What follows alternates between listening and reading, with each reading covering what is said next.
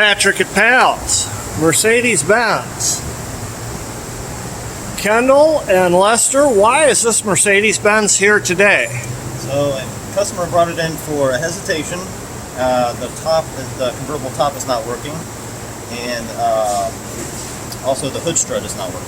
So it's got a hardtop convertible, right? Yes.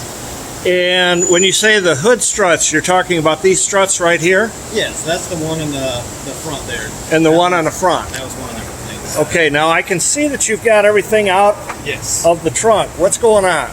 So, initially started out by verifying the customer's concern, trying to operate the system. Had no functionality out of it at all.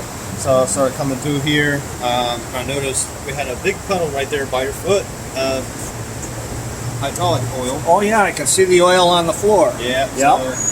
So I started taking it apart, looking at different things, and I spotted a leak on this hydraulic ram. I don't know if you can see it. Might have to pull this up. So, if the trunk doesn't come up in proper sequence, the roof won't work. yep. It won't go into convertible mode.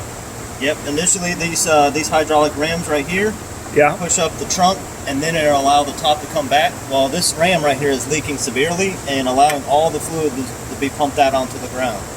So what you guys are telling me is, in order for the top to come down, the hood or the trunk has to come out, right? Basically what he would do is, it's down in a locked position, it would open up this way instead Okay. of this way.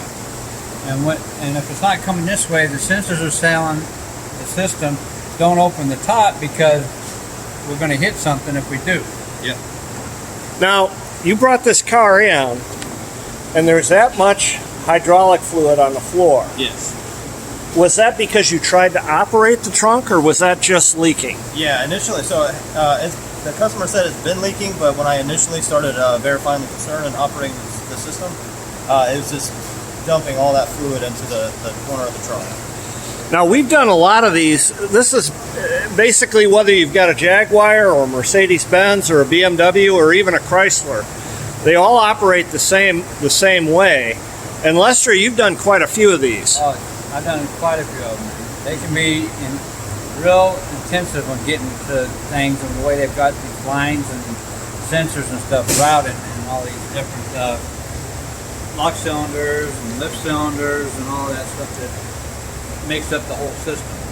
Now, when you guys are diagnosing these problems, where do you start? Do you start with electrical, or do you just start troubleshooting, looking for leaks? Well, to see if anything operates or whatnot like that. And if nothing works, then we start checking to see if the pump's running when we activate and stuff like that. Maybe it's low on fluid, and that's why things aren't working. So then if it's low on fluid, we get fluid into it, and then we can see what's not holding pressure and what's leaking and stuff like that. Now, what's involved with taking out these rams? I know that this was a very big process on a Jaguar we had in not long ago. You had to completely gut the car in order to get those hydraulics out. What do you have to do on this one? On this one, you got your here's your ram here, and then the one on that side. So you've got pins up here, pins down there, and then you got the hydraulic line that goes to it.